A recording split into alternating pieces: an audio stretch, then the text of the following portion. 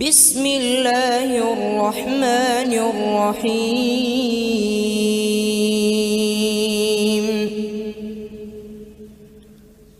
إن هذا القرآن يهدي للتي هي أقوم ويبشر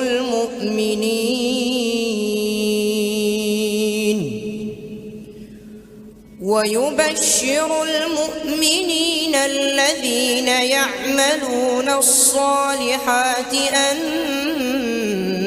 لهم أجرا كبيرا، وأن الذين لا يؤمنون بالآخرة أعتدنا لهم عذابا أليما.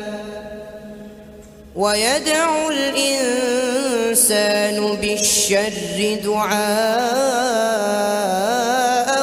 بالخير، وكان الإنسان عجولا. وجعلنا الليل والنهار آيتين فمحونا آية الليل وجعلنا آية النهار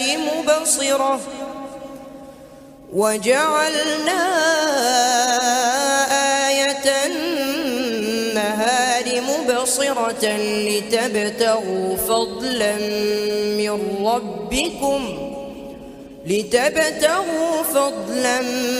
من ربكم ولتعلموا عدد السنين والحساب، وكل شيء فصلناه تفصيلا. وكل إنسان ألزمناه طائره في عنقه، ونخرج له يوم القيامة كتابا يلقاه منشورا. اقرأ كتابك كفى بنفسك اليوم عليك حسيبا.